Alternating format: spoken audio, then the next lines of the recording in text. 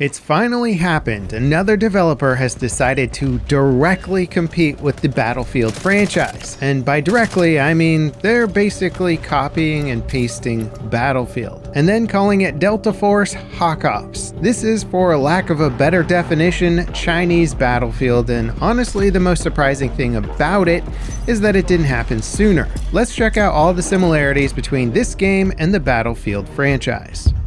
So firstly, Delta Force HUD Ops is having an alpha test in Asian countries and in Europe, and in a few days it'll expand to the Americas. You can sign up to take part in the alpha test, but I don't think it's a guarantee. It's sort of a lottery-based system. Also, shout out to Torvis and Jack Frags for letting me use their footage to make this video. I'm still waiting on the US version to get in and play for myself. Now, it's pretty easy to notice that most modern shooter games are very similar looking these days. Finding that threshold of acceptability when it comes to how similar one product can look to another is, well, usually decided in courts. And HUD Ops seems to be testing just how close they can come to copying Battlefield and get away with it. And unfortunately for EA, because of their handling of the Battlefield franchise for the past two titles, they don't seem to be getting much, if any, sympathy from the community. The general mentality from players is, we want a good Battlefield game, and if another company's gonna make it, then we'll play it. And so far from watching and reading impressions on the gameplay, it seems like it's a competent, although slightly more wooden feeling version of Battlefield with a lot of potential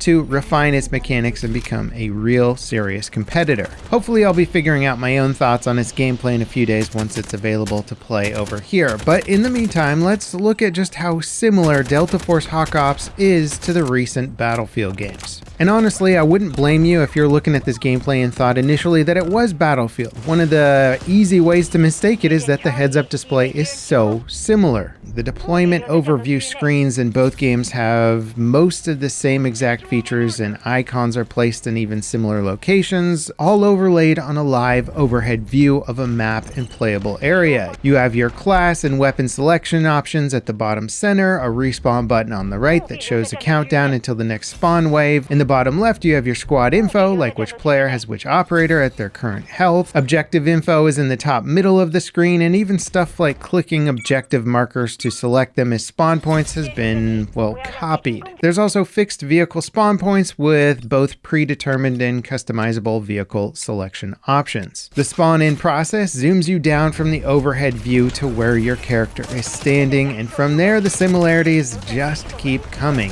HUD Ops has 3D spotting with enemy health bars over enemies when they take damage. The point tallying info on your HUD looks very similar. The skull icons showing headshots and kills either were or still are virtually identical to Battlefield 5's. I believe they might have changed these a little bit to make them look slightly different. There's even a distance tracker for long-range kills that shows the distance in meters. The objective icon system is very similar, with a bar showing relative amounts of enemies and friendlies on a single point. Whoever has the majority is the one actively capturing that point. When you get killed, the player that killed you is highlighted in orange, even through walls, and the camera zooms in to show them in full view. You see their player card and info about the weapon that they killed you with. The scoreboard also doesn't show deaths, and it also tracks progress on a handful of ribbons you earn via gameplay, like kills, revives, objectives, and more. Even the HUD reticle for the attack helicopter looks virtually identical to 2042's, with remaining ammo shown as dots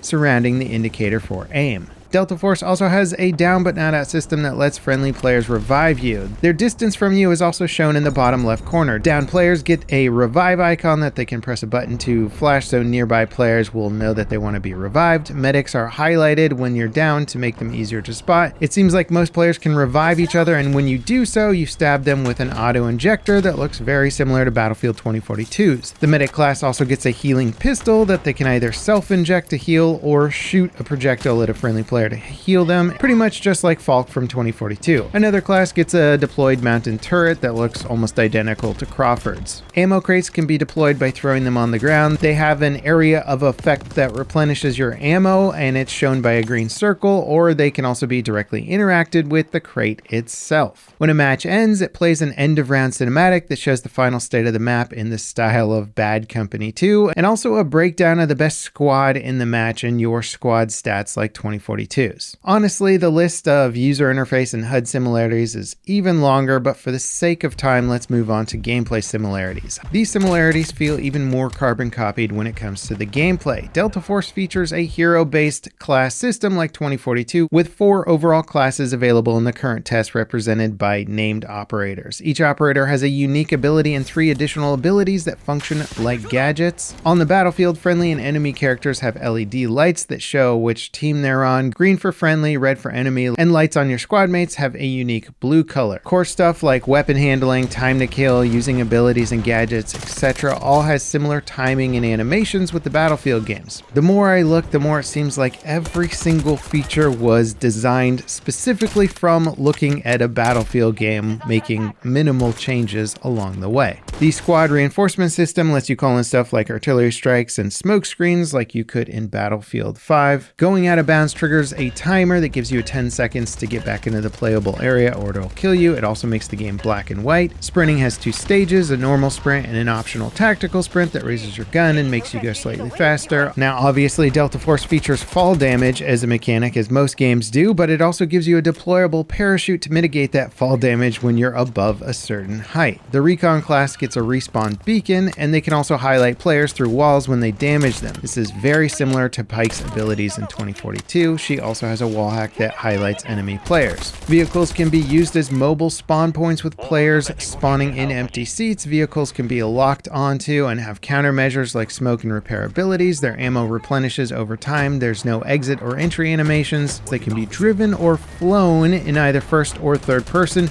You can also switch seats on the fly. Available vehicles for the current test include attack boats, ATVs, an Abrams-style main battle tank, an attack helicopter, and an APC-style armored vehicle with a mounted turret on the roof. The main mode in the test is a breakthrough-style attack and defend experience called Attack and Defend. The attacking team has to capture each set of objectives with a limited amount of respawn tickets. Between sectors being unlocked, there's a 30-second timer that gives defenders a chance to retreat to the following sector. Objectives are marked with a flag that is animated to show which team holds it. Now, I was considering diving even deeper because many of the animation systems also look incredibly similar to Battlefield's. This is very common in the animation world to use other animations as references, but if you follow them identically, you end up with identical animation systems. But honestly, I don't really think I even need to go down that rabbit hole because the inspirations for Hawk Ops are blatantly clear. There's also even some Call of Duty elements thrown in there, like an oddly similar sounding hit marker effect. Now, if DICE had been absolutely delivering with the Battlefield franchise, I don't think many people would be particularly interested in playing a Chinese clone, at least not in the Western markets. But because Battlefield 2042 generally speaking under-delivered, and they also just wrapped up their live service for the game, fans are looking for anything Battlefield-ish to do until the next title comes out, and there's a very good chance that Delta Force is going to be the game they play. And to be fair, Delta Force does have some innovations that the Battlefield franchise doesn't have, like an improved weapon detail breakdown and visual aids for weapon damage profiles, but none of the features are things that are outright new. Generally speaking, other games have also done this. And as far as I can tell, the title also seems to really lack destruction, which makes sense. Dynamic destruction is one of the more complicated challenges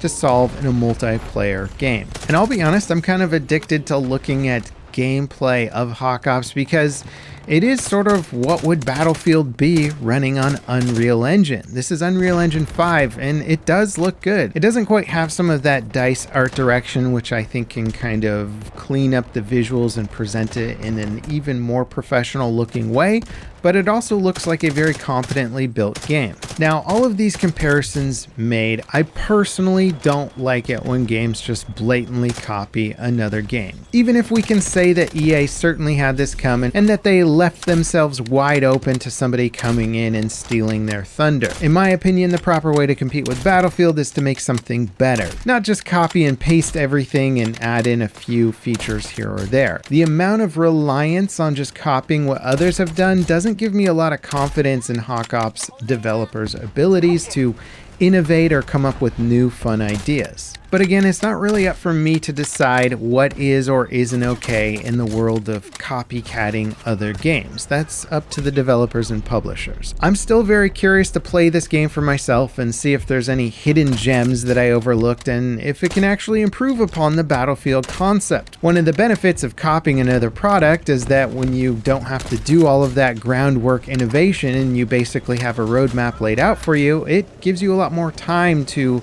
look at the process and make improvements, and I'm curious to see if any of that has been done here. Hopefully I'll be able to check this out soon. The alpha sign up is based on a lottery. I'd be curious to hear your thoughts on Delta Force Hawk Ops in the comments. Do you think this game's going to hold up in the long run, or do you think the next Battlefield title is going to trounce it? And if you enjoyed this video, don't forget to leave me a like, subscribe for more content like it, and ding that notification bell to beat the YouTube algorithm with me. Next up, check out one of the most realistic shooters that just got even more real thanks to an incredibly impressive mod. As always, guys, thank you so much for watching, and I'll see you next time. This is Level Cap signing off.